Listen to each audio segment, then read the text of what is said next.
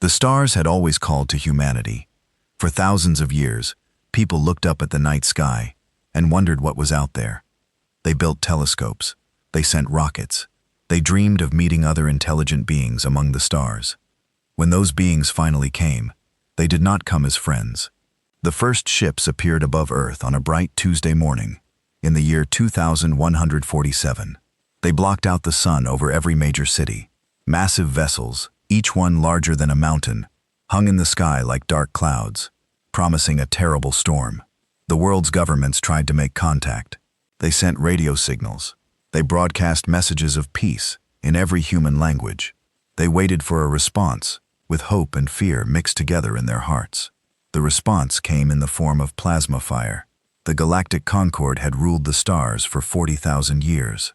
12 elder species, each one ancient beyond human understanding, had joined together long ago to control all known space. They had laws. They had systems. They had a way of doing things that had worked for longer than humans had existed as a species, and they had decided that Earth belonged to them.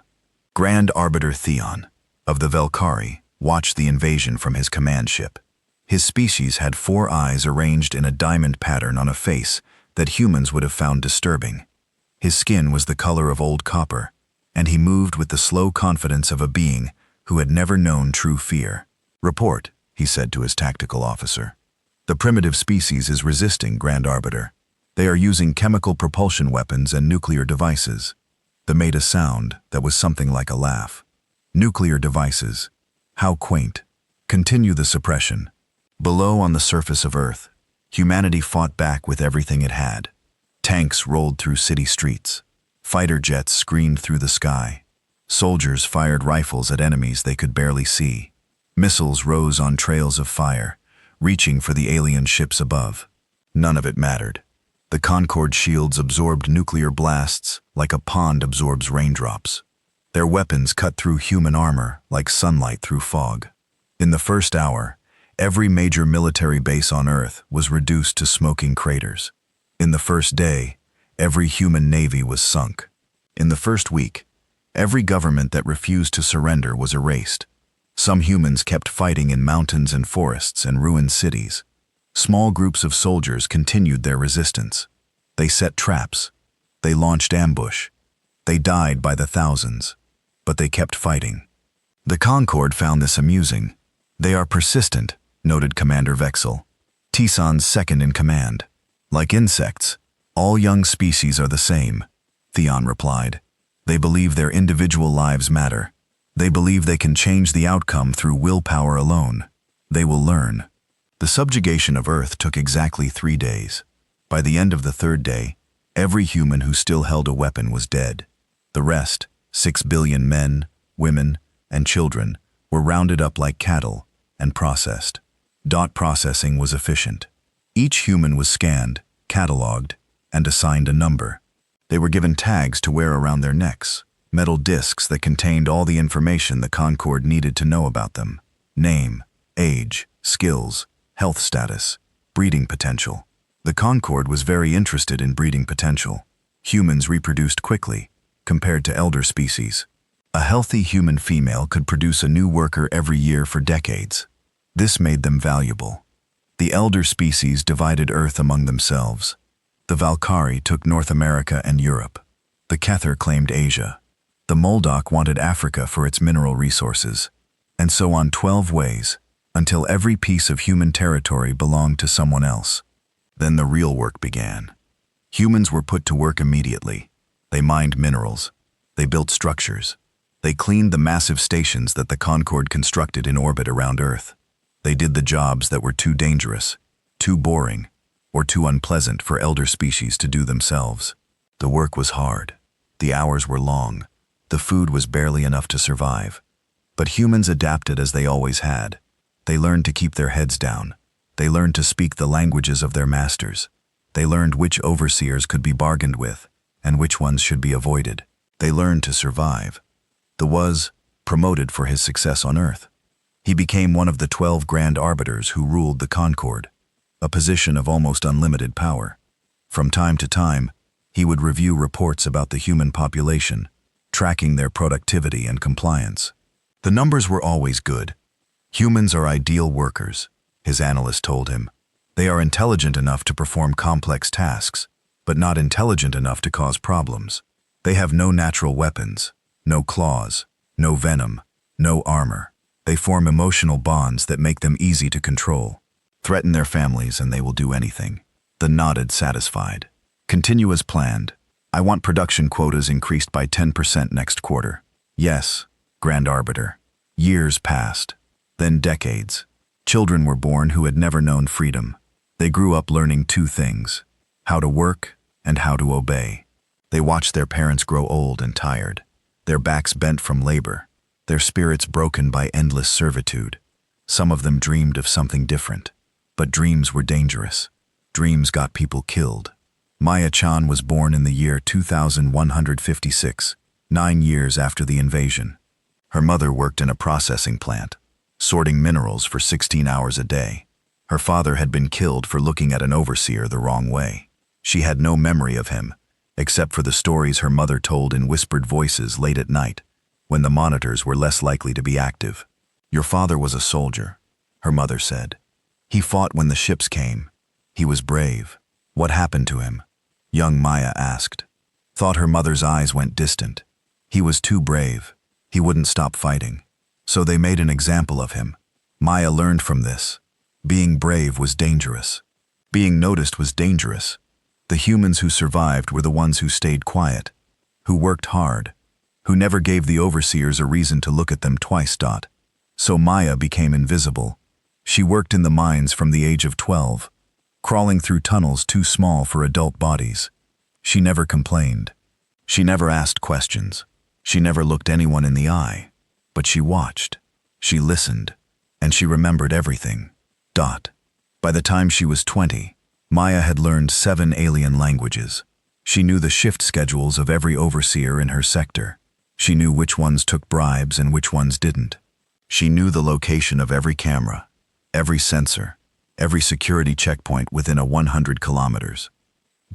She didn't know why she collected this information. She just knew that it felt important, like gathering weapons for a war that might never come. One night when Maya was 23 years old, something strange happened. She was in her sleeping quarters, a small room that she shared with 11 other workers, when a hand touched her shoulder in the darkness. Don't speak, a voice whispered. Don't turn around. Just listen. Maya's heart pounded, but she did as she was told.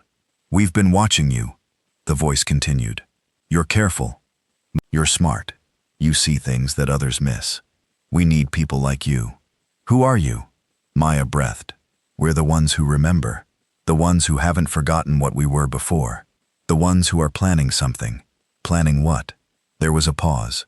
When the voice spoke again, it was barely louder than breath. Everything. The hand left her shoulder. By the time Maya turned around, there was no one there. For weeks afterward, Maya thought she had imagined it.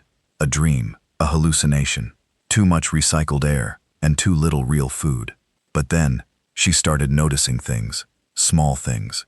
A worker who moved differently than the others, with a controlled efficiency that spoke of training rather than exhaustion.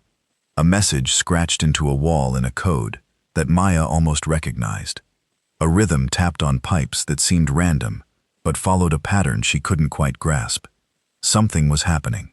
Something had been happening for a very long time, and Maya had been chosen to be part of it. The Concord's overseers saw none of this. They saw humans working, humans sleeping, humans dying. They saw numbers in reports. Productivity up, resistance down, population stable. They saw exactly what they expected to see. This was their first mistake. The elder species had studied humanity before the invasion. They had intercepted radio signals. They had analyzed human history. They had concluded that humans were violent, divided, and self-destructive. They believed that humans would never be able to work together long enough to pose a threat. What they failed to understand was that human history was not just a record of conflict. It was also a record of survival. Humans had survived ice ages and plagues and famines. They had survived rulers who tried to exterminate them. They had survived horrors that would have broken other species. And they had done it by working together. Not always. Not perfectly, but when the situation was desperate enough, when the enemy was clear enough, humans could unite in ways that the elder species had never imagined. The Concord also made another mistake, perhaps an even greater one. They studied human governments, human armies, human nations. They looked at the structures that humans had built and concluded that these structures represented the full extent of human capability. They never studied what humans did when those structures were taken away. They never studied what humans built in secret, in darkness, in whispers passed from parent to child. They never studied what humans could create when fueled not by hope, but by something much older and much darker. They never studied human spite. Spite was something the elder species didn't really understand. The Very had a word for it, but the word translated roughly to small anger, a petty emotion beneath the notice of mature beings. The Concord believed that spite was a weakness, a sign of limited intelligence and emotional control. They were wrong. Human spite was not small. Human spite was an ocean. It was a force that could sustain a person through decades of suffering. It could be passed down through generations, growing stronger with each telling. It could be quiet and patient, waiting for the perfect moment to strike. And it could build things, terrible, magnificent things. 20 years after the invasion, in a mine deep beneath the frozen surface of Europa, a group of humans gathered in secret. They were workers, janitors, low-level technicians, the invisible people that the Concord never bothered to notice. Some of them had been meeting like this for years. Others were new, brought into the fold one whispered conversation at a time. A woman stood at the front of the group. Her name was Amara Okono, and she had once been a professor of engineering at a university that no longer existed. Now she cleaned filtration units on the surface and designed weapons in her head. "Report," she said. One by one, the others shared what they had learned. Schedules, access codes, technical specifications, stolen from overseer datapads. Information that by itself meant nothing, but combined with thousands of other pieces of information collected over decades, it formed a picture of weakness.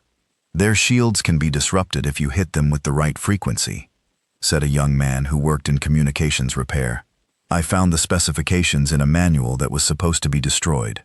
Their plasma weapons overload if you feed them too much power," said an older woman. "One of their technicians got drunk and told me. He thought I couldn't understand his language. Their ships require a specific mineral for fuel," said another. "We mine that mineral. We know where all the deposits are. We know which refineries process it. We know how it gets from here to there." Amara listened to all of it. She had been listening for 15 years, ever since she first joined the resistance. In that time, she had watched the organization grow from a handful of angry survivors to a network that spanned a dozen star systems. And still, they waited. Still, they planned. Still, they gathered information. "When?" someone asked. The question hung in the air, heavy with frustration and desperate hope. "When do we fight back?" Amara's answer was the same one she always gave. "When we're ready, not a moment before." The elder species lived for thousands of years. They thought in centuries, planned in millennia. They believed this gave them an advantage over shorter-lived species. In some ways, they were right. But they had miscalculated with humanity. Humans didn't live for thousands of years. They lived for decades, brief flashes of consciousness in the vast darkness of time. But that brevity gave them something the elder species lacked: urgency. Every human life was precious, because every human life was short. And when humans decided that something was worth dying for, they would spend every moment of their brief existence working toward that goal. The Concord believed that humans would forget, that the children born in slavery would accept their place in the natural order of things, that time would dull the edge of human anger. They were wrong about this too. Maya Chun was 40 years old when she first met Amara Okono. By then, Maya had risen through the invisible ranks of the resistance to become a coordinator, responsible for information, gathering across 3 mining colonies. She had never held a weapon, never thrown a punch, never done anything that could be called fighting. But she had built something. A network of eyes and ears that watched everything and forgot nothing. A web of human intelligence that stretched across Concord space, invisible and patient and waiting. "You've done good work," Amara told her. Better than good, essential. Maya shook her head. It doesn't feel like enough. We've been gathering information for decades, but we still haven't done anything. People are dying every day. Children are being born into slavery, and we just watch. Amara put a hand on her shoulder. I know. Believe me, I know. But we only get one chance at this. If we move too early, we die. All of us. And then there's no one left to try again. So when? Amara smiled. It was not a happy expression. Soon, she said. The pieces are almost in place. A few more years. Maybe less. What pieces? The ones that will change everything. Deep in hidden shipyards scattered across Concord space. In hollowed-out asteroids and abandoned mining stations, and places that the elder species had forgotten existed, humans were building something. They had started with nothing. Scraps of metal, stolen tools, knowledge pieced together from a million, overheard conversations, and intercepted transmissions, and borrowed technical manuals. They had worked in secret, in darkness, moving slowly to avoid detection. It had taken them 50 years, but now at last, the work was almost done. In a shipyard hidden beneath the ice of Pluto, a young engineer named Raj Patel ran his hands along the hull of something impossible. A ship. A human ship built with technology that combined the best of 12 elder species with something uniquely terrifyingly human. She's beautiful, he whispered. The ship was 12 kilometers long. Her hull was black as the void between stars, designed to absorb every form of radiation that the Concorde used for detection. Her weapons were a hybrid of alien technology and human innovation, capable of destruction on a scale that the elder species had never imagined possible. Her name was painted on her hull in 100 human languages because the builders couldn't agree on just one. They had named her the Spite of Tarara, and she was only the first. In conference rooms across Concord space, the Grand Orbiters reviewed their reports and found nothing concerning. Human productivity was excellent. Human resistance was minimal. Human population was well controlled. Everything was exactly as it should be. They had no idea that they were sitting on top of a bomb that had taken 70 years to build. They had no idea that every human who served them, who cleaned their stations and mined their minerals and bowed their heads in submission, was counting down the days. They had no idea that humanity hadn't been broken. It had been waiting. Admiral Yuki Tanaka had never seen the sky. She was born in the year 2154,000, 7 years after the invasion, an underground facility on Mars that had once been a human colony.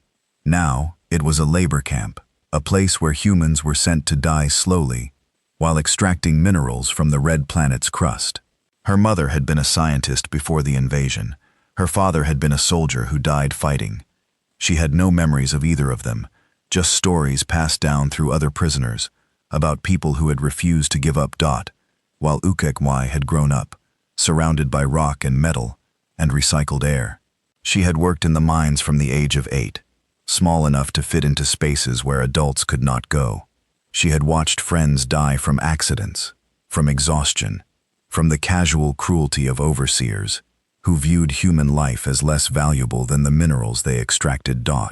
By the time she was 15, Yuki had decided that she would either escape or die trying. She was recruited by the Resistance 3 years later. The man who found her was old, older than anyone Yuki had ever met. His name was Marcus Webb, and he had been a general in the human military before the invasion. Now he was a janitor cleaning toilets in the overseer quarters. "You're smart," he told her, during a stolen moment in a maintenance quarter. "You're angry, and you're careful. Those are the 3 things we need." "Who is we?" Yuki asked. Marcus smiled. His teeth were mostly gone, knocked out years ago by a Valkyrie guard. "Everyone," he said. "Everyone who remembers." The Resistance had no official name. Its members called it different things. The network, the underground, the whisper. It was an organism that had grown in darkness, spreading through the enslaved human population, like roots through soil. It had no central headquarters, no chain of command that could be broken. It was everywhere and nowhere, made up of millions of ordinary people doing small, invisible things. A technician who copied data files while pretending to clean. a factory worker who sabotaged equipment in ways that looked like accidents, a domestic servant who listened to conversations and memorized every word, a nurse who treated wounded resistors and claimed they had died. Each person knew only a few others in the network. If they were caught, they could betray only those few. The organization was designed to survive losses, to heal from wounds, to keep growing, no matter how many of its cells were destroyed. Yuki learned all of this slowly over years. She was given small tasks at first, carrying messages, watching for patrols, memorizing schedules, then larger ones, recruiting new members, training others in what she had learned, coordinating activities across multiple facilities. By the time she was 30, she was running operations across the entire Mars sector. By 40, she was one of the 12 people who coordinated the resistance across all of Concord space. Thought. And by 50, she was something else entirely. "We need a leader," Amara Okonkwo said during one of their rare face-to-face meetings. They were in a hidden chamber beneath the ice of Europa, surrounded by equipment that had taken decades to smuggle and build. Someone who can command the fleet when the time comes. Fleet? Yuki shook her head. "We have one ship, one, and it's not even finished. It will be finished and it won't be alone." Amara pulled up a holographic display itself. Stolen technology, repurposed and improved. Points of light appeared across a map of Concord space. Scattered but numerous. 17 shipyards, 32 ships under construction, more than 100 smaller vessels for support and strike operations. Yuki stared at the display. She had known pieces of this information, but seeing it all together was something else. A weight settled in her stomach. Not fear exactly, but something close to it. "That's not a resistance," she said quietly. "That's an army." "Yes, and an army needs a general." Amara met her eyes. "You're the best we have, Yuki. You've been commanding operations for 20 years. You know our people. You know the enemy. You know how to fight without being seen. Fighting without being seen is different from fighting a war, is it?" Amar's voice was soft. "We've been fighting a war for 70 years. The only difference is that the enemy didn't know it. Now they will." Yuki was quiet for a long moment. Through the chamber's walls, she could hear the distant sounds of machinery pumps and filters, keeping the hidden base alive. Somewhere above them, millions of humans were working in Concord facilities, keeping their heads down, waiting for a signal that might never come. Except now it would come. The signal they had been waiting for, planning for, dreaming of across 3 generations. The moment when humanity would stop hiding and start fighting. "When?" she asked. 5 years, Amara said. "Maybe less. The Spite of Tarara will be ready in 3. The rest of the fleet within 5. After that," she spread her hands. "After that, we move." 5 years. Yuki closed her eyes. "Do you know what can happen in 5 years? How many people will die?" "Yes, I know exactly." Amara's voice hardened. "But if we move too soon, everyone dies. Every human in Concord space, they'll exterminate us like they've exterminated other species who caused too much trouble. We know this. We've seen the records." The records. Yuki had seen them. 2 stolen data files that documented the Concord's history of dealing with rebellious species. Species that have been wiped out entirely, their worlds sterilized, their names erased from history. The Concord didn't negotiate with rebels. They didn't show mercy. They simply removed the problem with the cold efficiency of beings who had been ruling the galaxy for 40,000 years.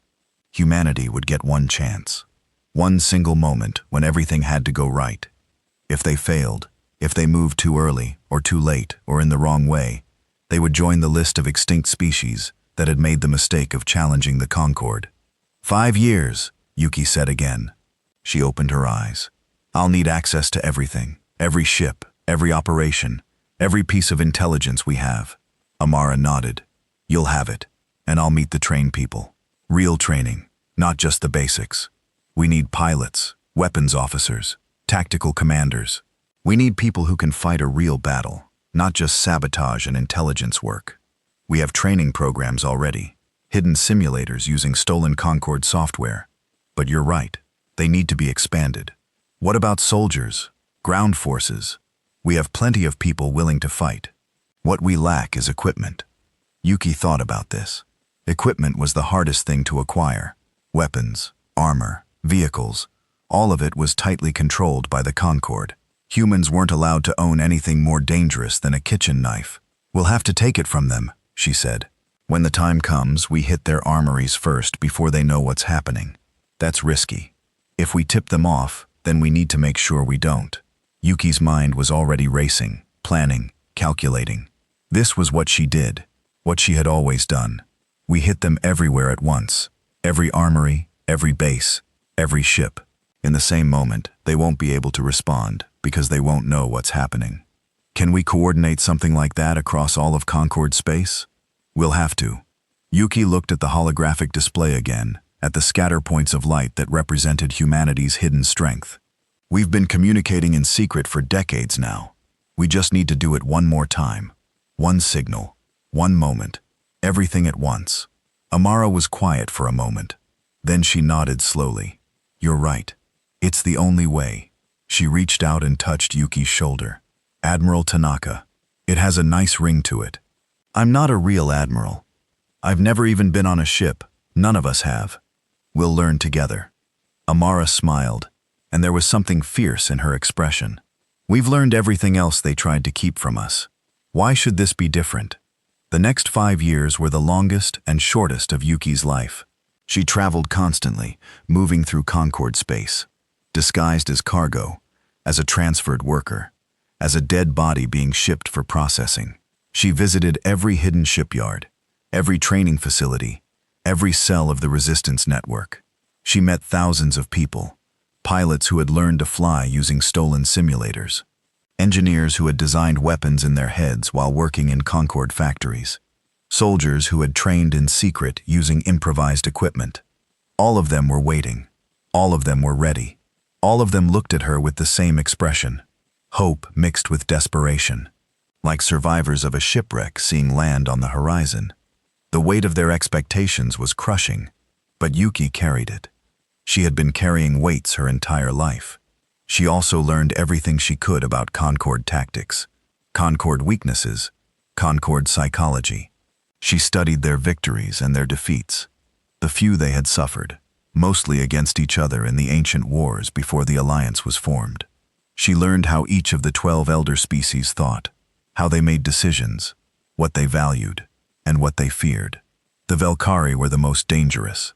They had dominated the Concord from the beginning, and they were paranoid about challenges to their authority, but their paranoia was focused on each other and on the other elder species.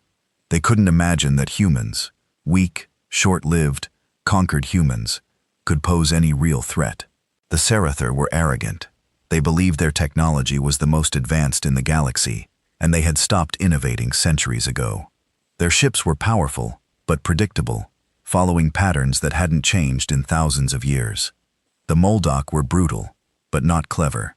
They solved problems with force always, and they couldn't adapt when force didn't work, and so on down through all 12 species. Each one had weaknesses. Each one had blind spots. And humanity had spent 70 years mapping every single one of them. "We're not going to fight them on their terms," Yuki told her commanders during one of their secret gatherings. "We can't. They're stronger than us, more experienced than us, more numerous than us. If we fight a straight battle, we lose." "And how do we fight?" asked Commander Chen Maya Chen, who had risen through the resistance to become one of Yuki's most trusted officers. "We cheat." Yuki brought up a tactical display. "We use everything we know about them against them. We attack where they're weak. We disappear when they're strong. We make them doubt themselves, doubt each other, doubt everything they think they know." "Psychological warfare," said another commander. "More than that, total warfare. Every tool, every weapon, every advantage we can find or make or steal. We don't play by their rules. We don't play by any rules.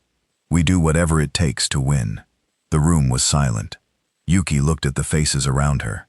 Humans of every background, every age, united by suffering and hope, and something darker. "I'm not going to lie to you," she said. "A lot of us are going to die. Maybe most of us. This isn't a story where the good guys win easily, and everyone lives happily ever after. This is a war, and wars have costs." She paused. But our children will be free. Our grandchildren will be free. Every generation after us will look up at the sky and know that they own it, that no one can take it from them. That's what we're fighting for, not ourselves. Them. Maya Chun spoke quietly. My grandmother died in the invasion. My mother died in the mines. I never expected to die peacefully in my sleep. If I'm going to die anyway, I'd rather die fighting. Others nodded. Then, one by one around the room, murmurs of agreement spread. Yuki felt something shift in her chest. Pride, maybe, or gratitude, or just the recognition that she was surrounded by people who had made the same choice she had, to risk everything for a future they might never see. Then let's get to work, she said. The preparations accelerated. Ships were completed, tested, hidden again. Weapons were manufactured in secret factories that the Concord didn't know existed. Communications networks were established using technology that the elder species believed was impossible. And everywhere, humans waited.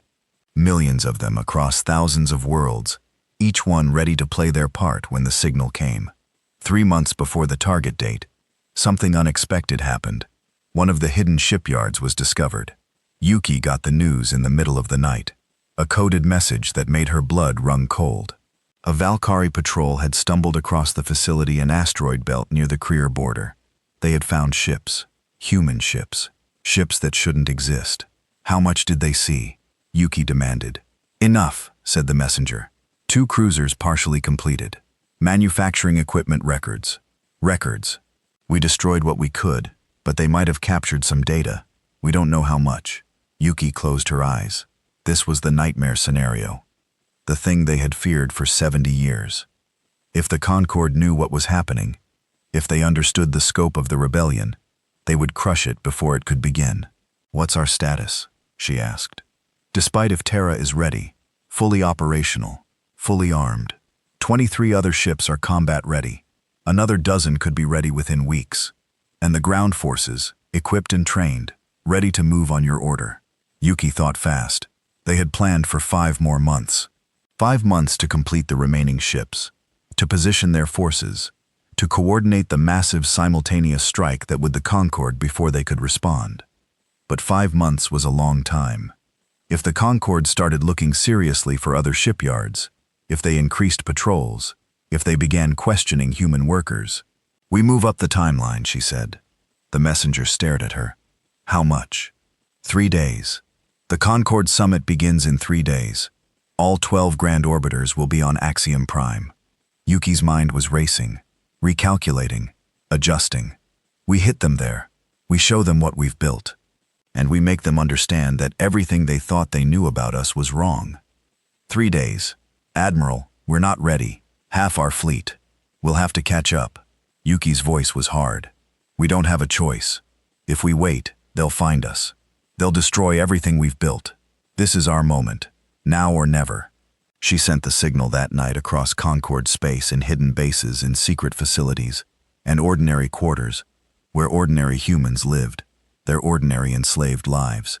The message spread through whispered conversations and tapped codes and encrypted transmissions that looked like random noise. 3 days.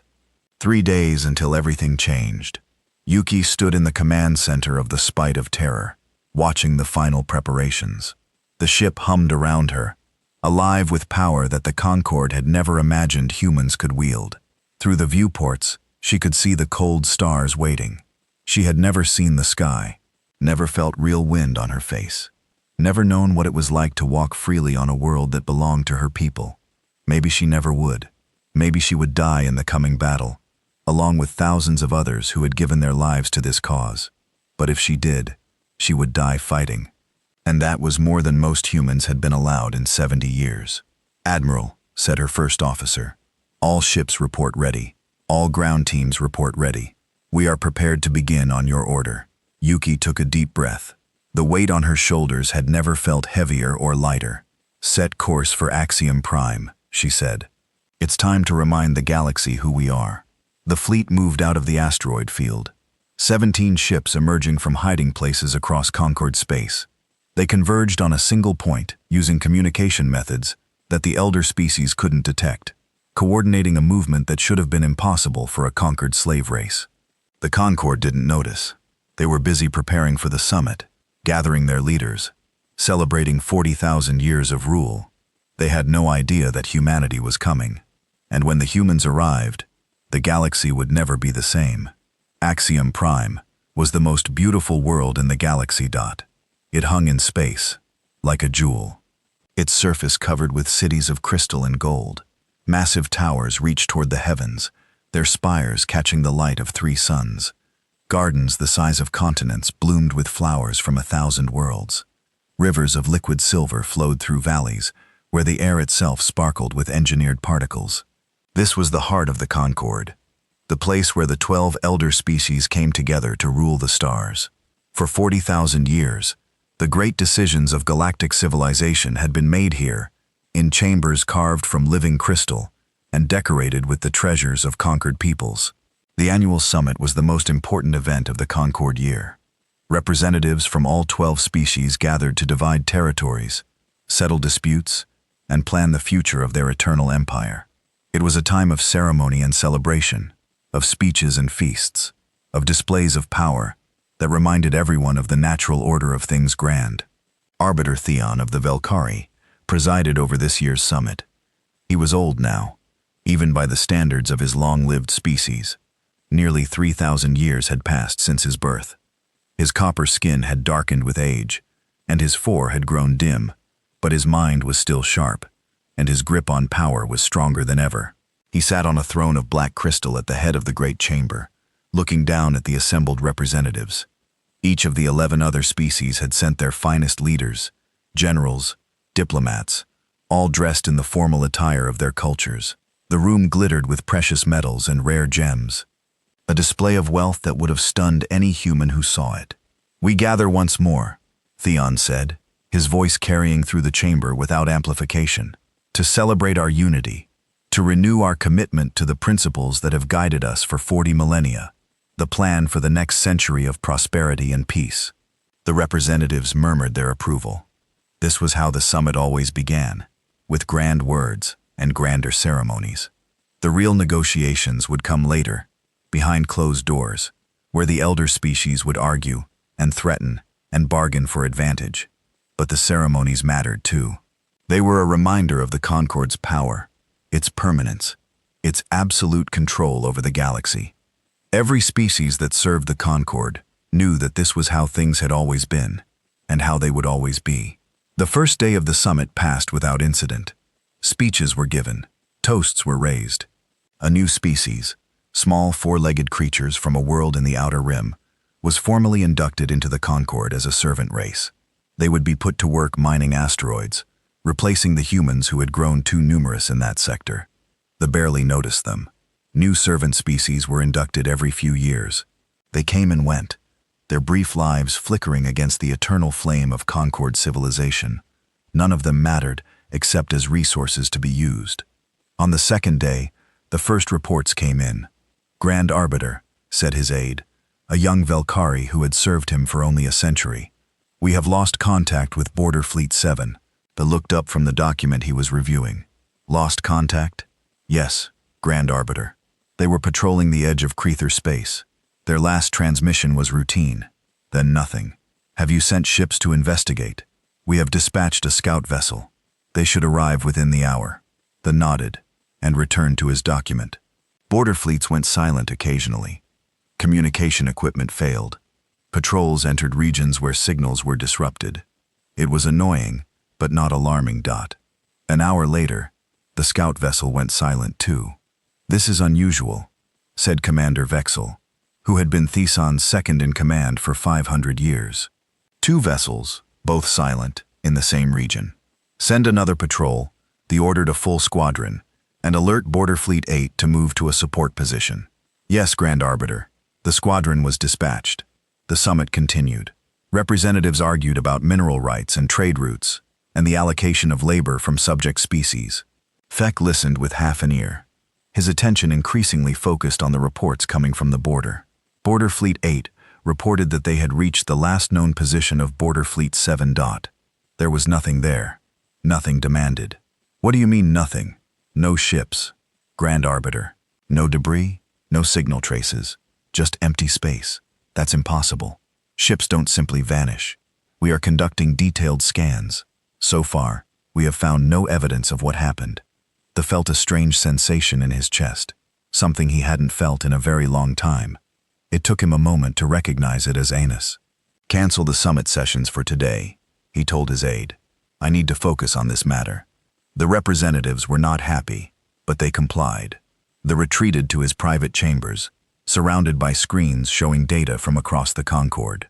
More reports were coming in now, each one stranger than the last. A supply convoy had disappeared. Near the mauled dock border, a listening post in the outer systems had gone offline. A patrol ship near a human mining colony had sent a garbled transmission, something about an unknown vessel, and then gone silent. What is happening? Then muttered. He had ruled the Concorde for 800 years. He had seen rebellions and wars and natural disasters. He had faced challenges that would have destroyed lesser beings, but he had never seen anything like this. Grand Arbiter, said Commander Vexau, entering the chamber.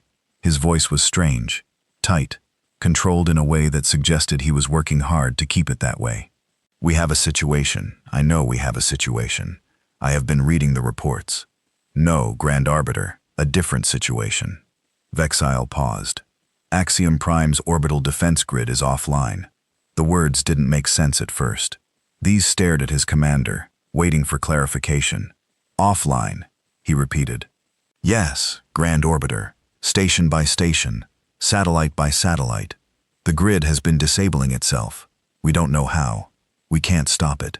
That's impossible. The defense grid has 17 redundant systems. It cannot be disabled remotely, and yet it is happening. Vexel's voice cracked slightly.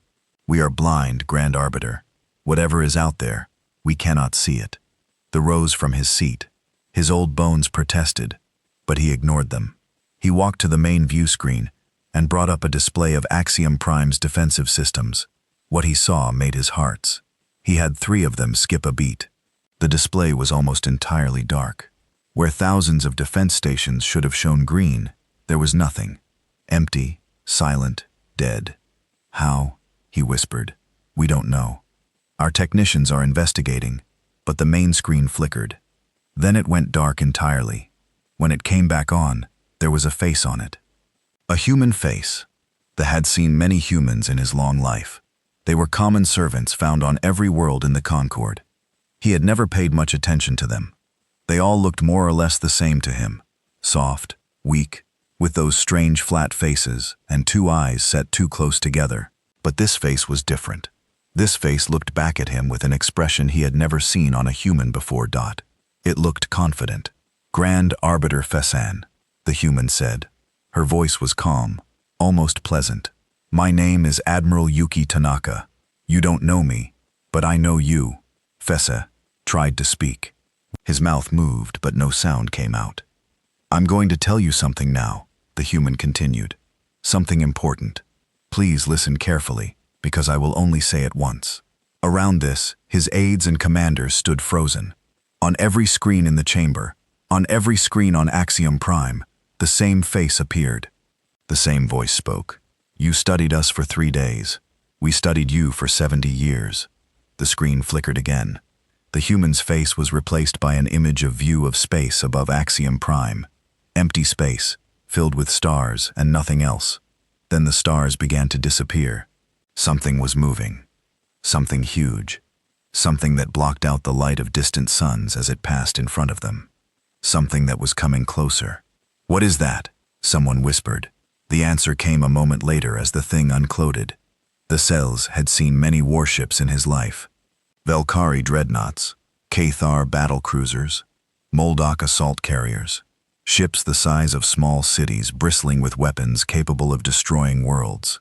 This was bigger. The vessel that appeared above Axiom Prime was 12 kilometers long. Its hull was black as the void, covered with weapons that Dias didn't recognize. Some of them looked like Velkari plasma cannons, but modified, improved. Others looked like Krether energy projectors, but wrong somehow, designed in ways that shouldn't work.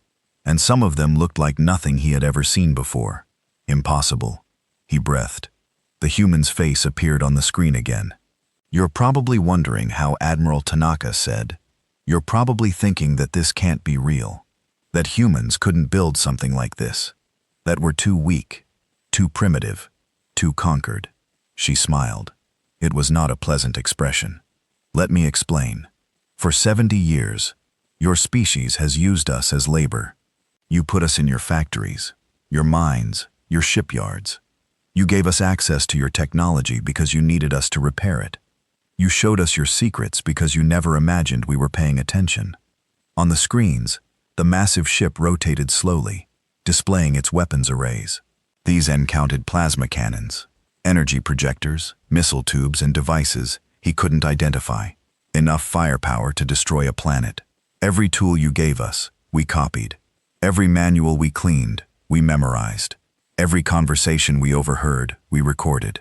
Tanaka's voice hardened. You thought we were stupid. You thought we were broken.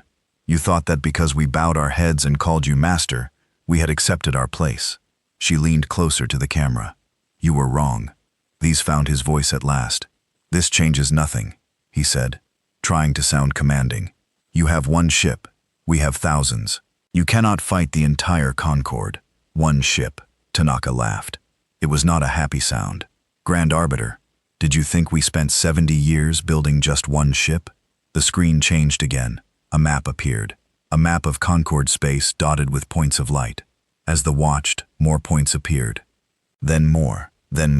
Still 17 shipyards, Tanaka said. 32 capital ships. 112 support vessels. 23,000 trained crew. And she paused for effect. 6 billion humans across Concord space. Every single one of whom has been waiting for this moment their entire lives. You're bluffing, am I? Tanaka's voice was ice. Check your communications. Check your border fleets. Check your mining colonies and processing stations and every facility where humans work. Check, Grand Arbiter. And then tell me I'm bluffing. Theon turned to his communications officer. Report, he demanded. What is our status across Concord space? The officer's hands were shaking as he worked his console. Reports began flowing in, each one worse than the last. 3 border fleets had gone dark. Not destroyed, just dark. Their communications cut off by unknown means. Multiple orbital stations were reporting internal problems.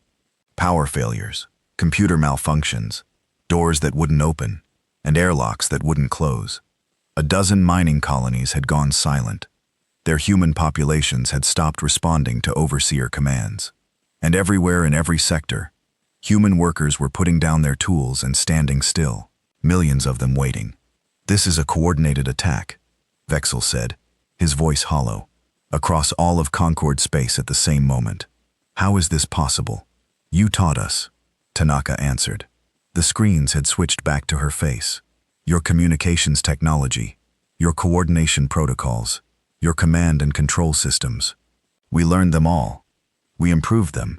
And now we're using them against you. The son's mind raced. He was old, but he was not slow. He understood what was happening, the scope of it, the planning that must have gone into it, the incredible patience and discipline required to keep a secret this large for this long. He also understood something else. You don't want to negotiate, he said. It wasn't a question. No. Tanaka agreed. We don't. We spent 70 years planning this moment. We know exactly what we want, and we know exactly how to get it. The only question is, how many of you have to die before the rest of you understand? What do you want? Everything. The word hung in the air. Earth, our colonies, our people, our freedom. Everything you took from us returned. Everything you did to us paid for. Impossible. The Concord will never. The Concord will do what it must to survive. Tanaka's voice cut through his words like a blade. You've ruled for 40,000 years by being stronger than everyone else. That ends today. From now on, you deal with us as equals, or you don't deal with us at all.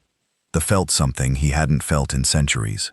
Real fear, not the manageable concern of political challenges, or the distant threat of rival species. True fear. The kind that gripped your hearts and squeezed. If you attack us, he said, grasping for any leverage, we will respond with everything we have. The full force of the Concord military. You cannot defeat 12 elder species. Tanaka smiled again. This time, there was something almost sad in her expression. Grand Arbiter, she said. I was born in a labor camp on Mars. I never saw the sky until I was 40 years old. I watched my friends die in mines and factories, worked to death for species who thought of us as animals. My people have lived in slavery for 3 generations. She paused. You think we're afraid of dying? You think the threat of war will make us back down? We've been dying every day for 70 years. The only difference now is that we get to fight back. The screen went dark above Axiom Prime. The Spite of Terra held position, its weapons humming with power. Around it, space began to ripple as more ships emerged from hiding human ships, each one a miracle of stolen technology and desperate genius. In the great chamber of the summit, the representatives of 12 elder species stood in shocked silence. They had come here to celebrate their eternal dominion over the stars. Instead, they were watching that dominion crumble. Grand Arbiter Thizin looked at the view screen, at the impossible fleet that had appeared from nowhere, at the weapons that were pointed at the heart of Concord civilization, and for the first time in his very long life, he understood what it meant to be afraid. Grand Arbiter Thizin made his decision in less than a minute. He was 3,000 years old. He had survived political coups, assassination attempts, and wars between the elder species themselves. He had not survived this long by hesitating when action was needed. Summon the emergency fleet, he commanded. All vessels in the Axiom system, converge on our position. Destroy those ships. His officers rushed to obey. The emergency fleet was exactly what its name suggested. A reserve force kept hidden in the outer reaches of the Axiom system, ready to respond to any threat to the summit. 400 warships crewed by the finest warriors of all 12 species. Enough firepower to destroy a dozen worlds. Grand Arbiter, Commander Vexel said carefully. Are you certain this is wise? We don't know what capabilities these human ships possess. Perhaps we should attempt negotiation. Negotiation? Thiessen's voice cracked like a whip. With slaves? With animals? The Concord does not negotiate with species who forget their place. We destroy them completely. As an example to any others who might be watching, the order went out. Across the Axiom system, 400 warships turned toward the planet and began accelerating. Valkyrie dreadnoughts, Krether battlecruisers, Moldak assault carriers. The greatest military force the galaxy had ever known. On the bridge of Despite Terra, Admiral Tanaka watched them come. Count? She asked. 417 vessels, Admiral, her tactical officer reported, including 12 Valkyrie dreadnoughts, 43 Kreer battlecruisers, and 91 Moldak assault carriers. The rest are support vessels and escorts. Time to engagement. 17 minutes. Tanaka nodded. She had expected this. The Concord's response to any challenge was always the same. Overwhelming force. They had never faced an enemy they couldn't simply crush with numbers and firepower. That was about to change. Signal the fleet, she said. Formation Beta. All ships to combat stations. Weapons free on my command. Around the spy of Terrara, the human fleet moved into position. 17 capital ships, each one smaller than the Concord dreadnoughts, but bristling with weapons that the elder species had never seen. Between them, dozens of smaller vessels, corvettes, fighters, support craft, formed a protective screen. It was a tiny force, compared to the armada approaching them. Any observer would have called the battle a foregone conclusion. Any observer who didn't know humans. Admiral said Captain Rodriguez, despite weapons officer, shall the first target the dreadnoughts first? No. Tanaka studied the tactical display. Target the flagships. I want every species to see their leaders die before their eyes. Yes, Admiral. The Concord fleet continued its approach. The watched from his command chamber, surrounded by screens showing the battle space. He could see the human ships small, outnumbered, hopelessly outgunned. They haven't run. Vexel observed their holding position. They have nowhere to run. Our ships will be in firing range and the first human ships open fire. The Had expected many things. He had expected the humans to fight. They were stubborn creatures. He knew that much. He had expected them to do some damage before they were overwhelmed. He had even prepared himself for the possibility of losing a few ships. He had not expected this. The weapons that lanced out from the spite of terror were not plasma cannons. They were not energy projectors. They were not missiles or torpedoes, or anything else in the Concorde's extensive database of military technology. They were something new. The beams hit the lead Valkyrie dreadnought and passed through its shields like they weren't there. The ship didn't explode immediately. Instead, it seemed to fold in on itself, crushed by forces that shouldn't exist. In the span of 3 seconds, a vessel that had taken 50 years to build became a twisted bowl of metal, no larger than a house. What? Thawne couldn't finish the sentence. More beams, more ships dying. The human weapons struck with perfect accuracy, each shot finding a critical target: a Cathar battlecruiser's reactor core, a Maldoc carrier's ammunition storage, a Valkyrie dreadnought's command bridge. Return fire. Vessel screamed. All ships return fire. The Concorde fleet opened up with everything it had. Plasma bolts streak across space. Energy beams lanced toward the human ships. Missiles by the thousand roared toward their targets. The human ships moved. They shouldn't have been able to move like that. Ships that size had mass inertia limits to how fast they could change direction. But the human vessels danced through the incoming fire like water flowing around stones. They spun and rolled in reverse course with impossible speed. Their movements coordinated with perfect precision. "They're not using conventional drives," said a KA technical officer, his voice disbelieving. "They're using, I don't know what they're using, gravity manipulation, but that's theoretical. No one has ever a plasma bulk from a Valkyrie dreadnought finally found its target. It struck the spite of terror amidships. A hit that should have crippled any vessel got the spike shields flared and held." "Impossible," Vexile whispered. "Our weapons can penetrate anything, any shield, any armor." "Not anymore," Dyson said. His voice was hollow. "They built something we can't destroy." The battle continued, and it was not really a battle at all. On the bridge of the Spite of Terror, Admiral Tanaka watched the Concorde fleet die. There was no joy in her expression, no triumph, just cold efficiency, and something that might have been sadness. "Status?" she asked. "Hallbridge in Section 7. Her damage control officer reported 17 casualties.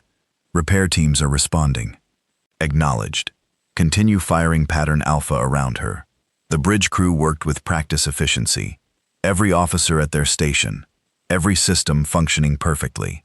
They had trained for this moment their entire lives, practicing in simulators while pretending to clean Concorde facilities. Now they were proving that the train had worked. The human ships worked together in ways the Concorde had never seen. They moved as a single unit, each vessel covering the others. Their weapons coordinated to create overlapping fields of fire.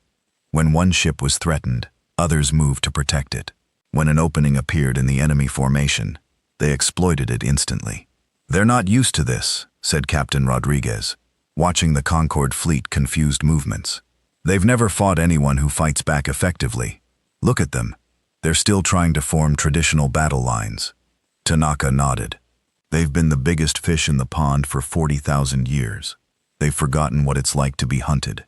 A Moldoc assault carrier broke formation and charged directly at the Spite, its weapons blazing.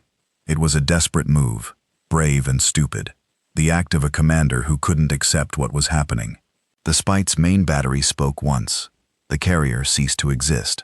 Admiral said the communications officer, "We're receiving a transmission from the Concorde flagship. They want to talk. Tell them we're busy. They can talk when they stop shooting at us." "Yes, Admiral." The Concorde fleet was falling apart now. Their formation had broken as ships tried to evade the human weapons. Some were retreating, their commanders finally understanding that this was not a fight they could win. Others were still advancing, pride or duty driving them forward to their deaths. A Valkyrie dreadnought managed to land, a solid hit on one of the smaller human cruisers. The ship's shields flickered, failed, and a human corvette immediately moved to cover the damaged vessel, laying down suppressing fire while repair teams worked to restore power. "The Resolute is back in the fight," Tactical reported. "Shields at 60% and climbing." Tiss watched from his command chamber as his fleet was destroyed. Ship after ship, each one representing thousands of lives and decades of construction, vanishing in flashes of light. The emergency fleet that should have crushed this human uprising was being carved apart like meat. "How many ships have we lost?" he asked. His voice was quiet now, drained of anger. 247 confirmed destroyed, Vexile answered. "Another 83, heavily damaged and retreating. We have less than 100 combat-effective vessels remaining.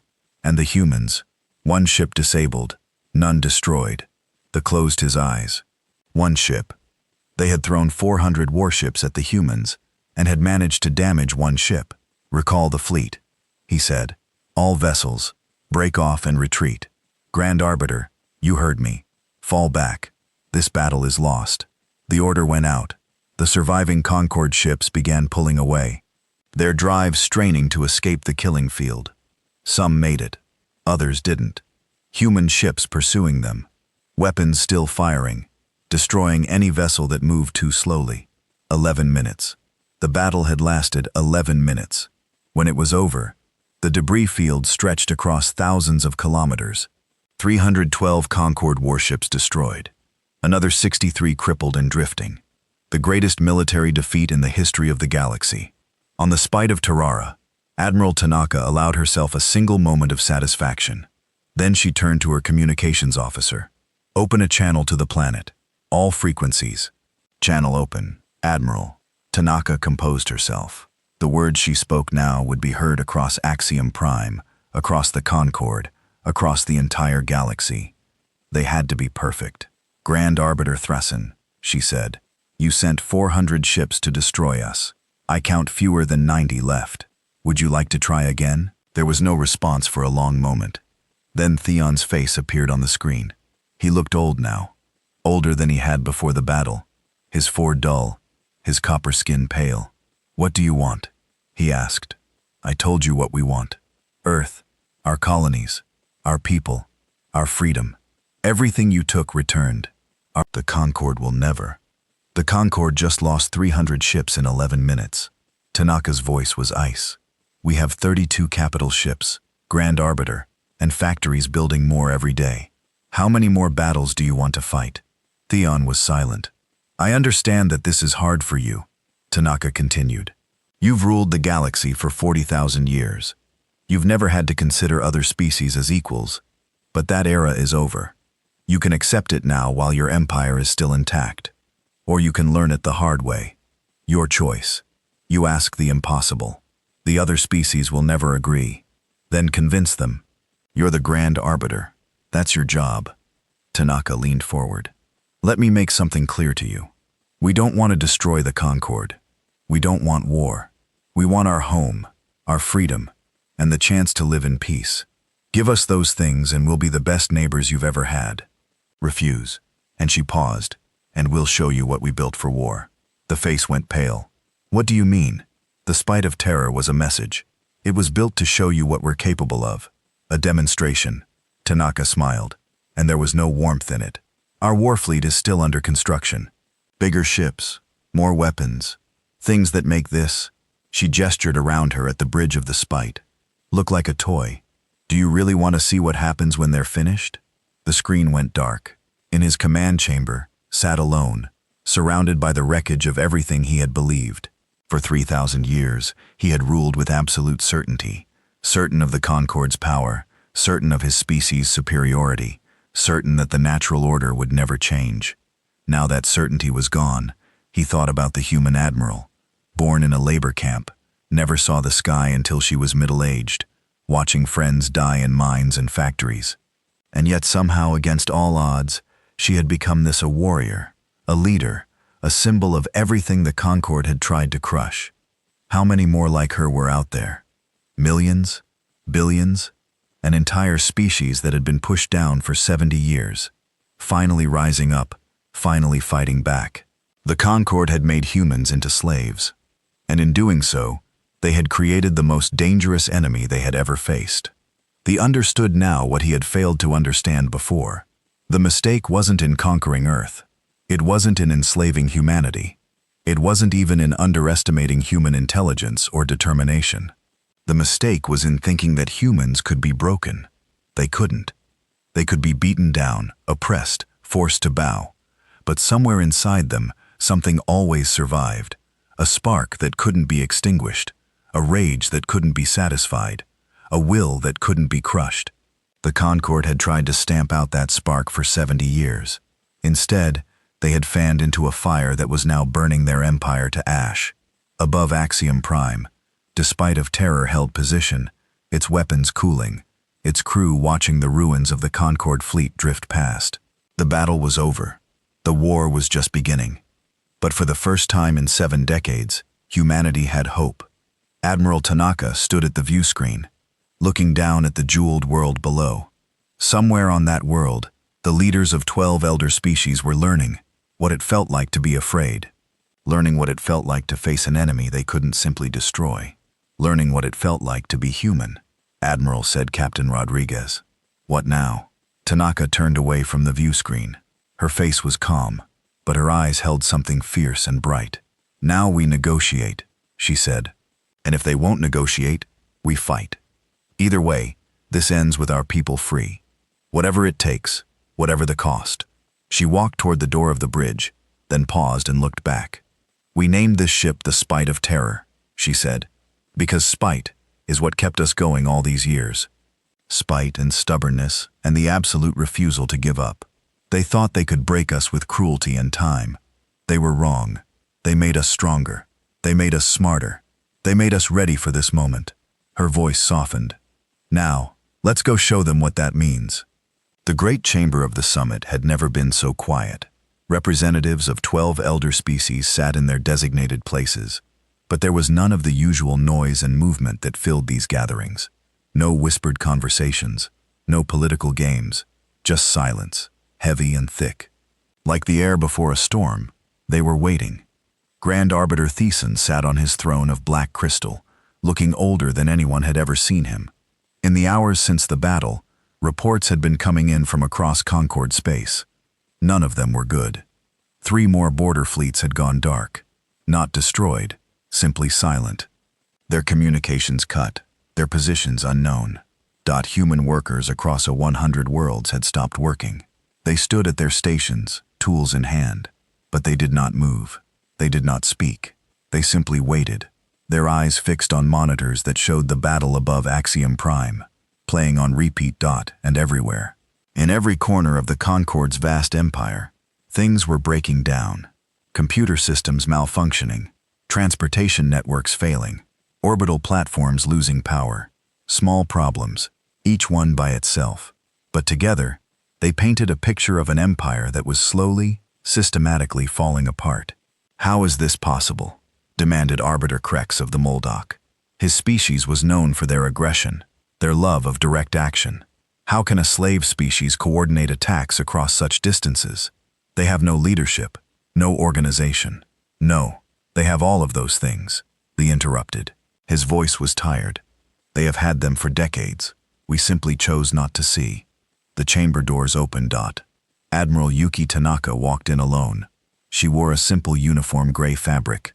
No decorations, nothing that suggested rank or status. Her face was calm, her eyes steady. She moved with the controlled confidence of someone who knew exactly where they were and what they were doing. Behind her, the doors closed. Guards moved to block the exit, but Tanaka didn't seem to notice. She walked to the center of the chamber and stopped, looking up at the assembled rulers of the galaxy. "Grand Arbiter," she said. "Arbiters, thank you for receiving me." "You were not invited," snapped Arbiter Vess of the Krethar. "You appeared in this chamber without authorization. That is a violation of the same protocols that allow your species to exterminate others without trial." Tanaka's voice was level. "I'm sorry. I must have missed that chapter in your law books."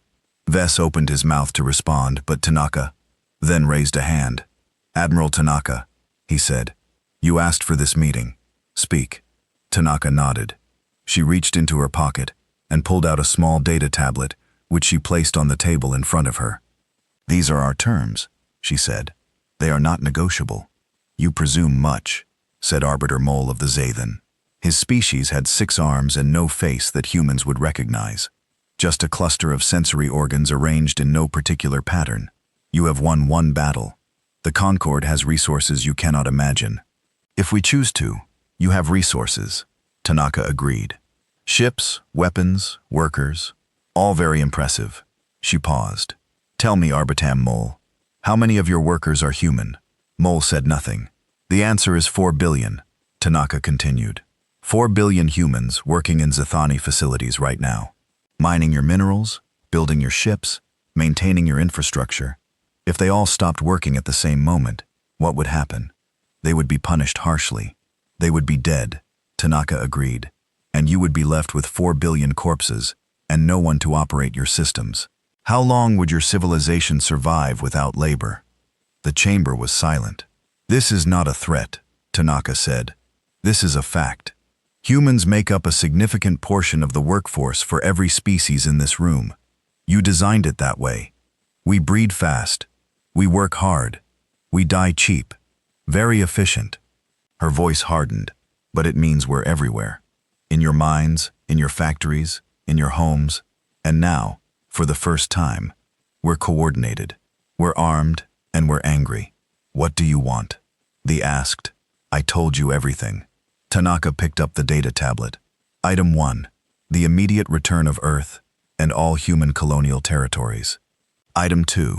The release of all humans currently held in bondage with transport provided to wherever they wish to go. Item 3.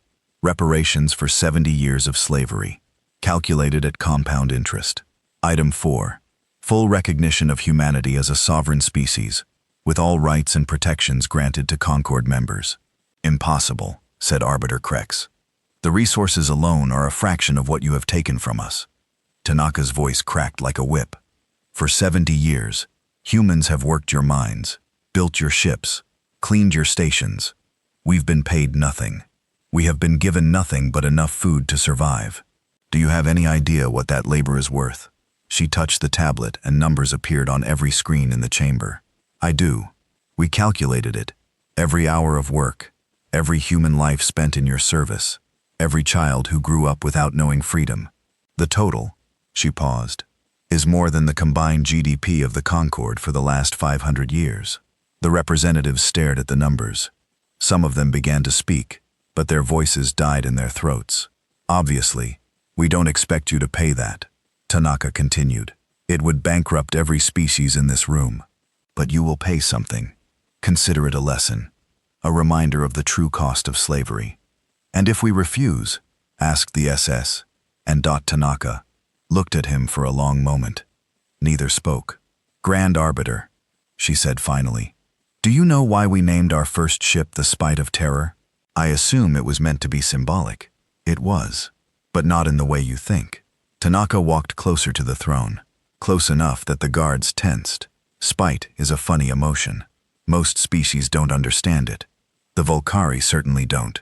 Your word for it translates to small anger, doesn't it? Something petty beneath you. She stopped at the base of the throne steps. But human spite is different. Human spite kept slaves working in fields for generations, waiting for a chance to escape. Human spite kept resistance fighters alive in forests for years, eating roots and dreaming of revenge. Human spite has survived kings and tyrants and empires that thought they would last forever. Her voice dropped. Human spite built a fleet in secret. Human spite trained soldiers in the dark. Human spite kept hope alive when hope was the most dangerous thing in the galaxy. She smiled. That's why we named the ship what we did. Because spite is what brought us here. And spite is what will keep us fighting if you say no. You would destroy yourselves to destroy us. We would die free rather than live as slaves. Yes, Tanaka shrugged. Maybe that's hard for you to understand. Your species has lived for thousands of years. You think in centuries. You plan for millennia. The idea of throwing away your life for something as abstract as freedom probably seems insane to you. She turned to face the rest of the chamber.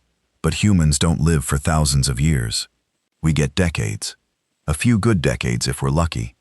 And when you spent those decades in chains, the idea of dying on your feet instead of your knees starts to look pretty attractive. The chamber was silent. The spite of terror was a message. Tanaka said, a demonstration of what we're capable of. We built it to show you that we're not the weak, helpless creatures you thought we were. We built it to make you understand that the rules have changed. She walked to the center of the chamber again and turned to face Theon. Would you like to know what we built for war? They didn't answer, but his face had gone pale. 17 shipyards, Tanaka continued. That's what we have now. 17 hidden facilities, all of them operational, all of them producing new ships as we speak. In 6 months, we'll have 100 capital ships. In a year, 300.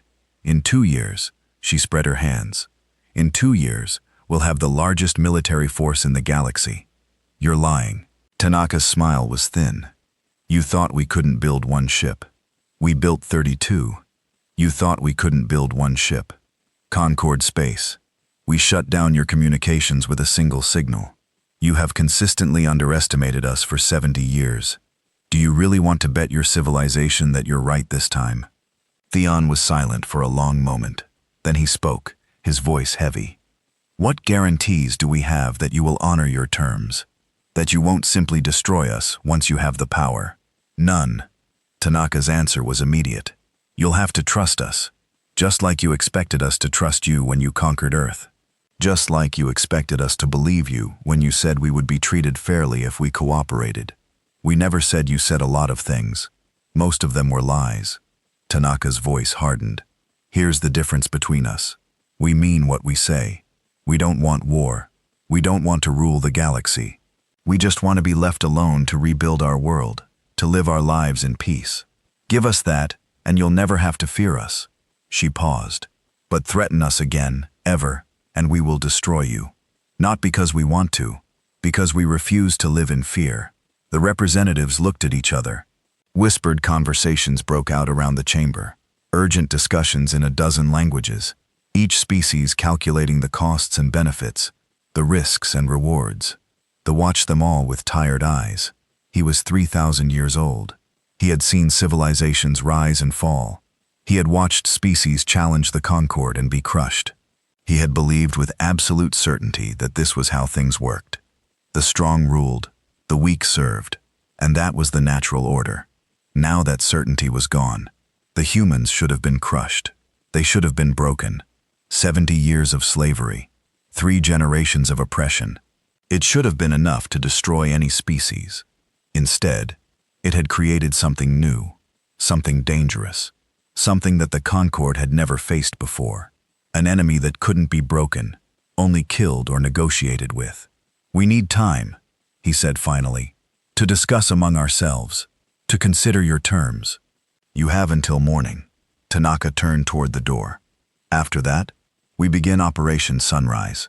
What is Operation Sunrise?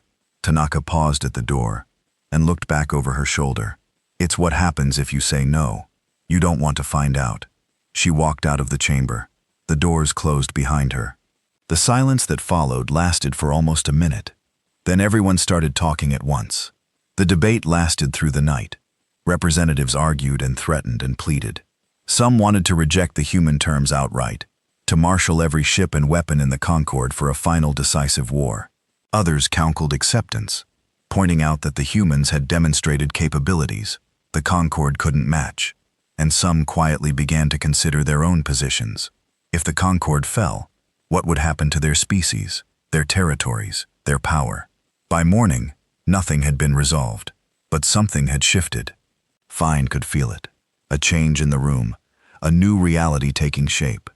The elder species were no longer united against a common threat. They were divided, uncertain, afraid.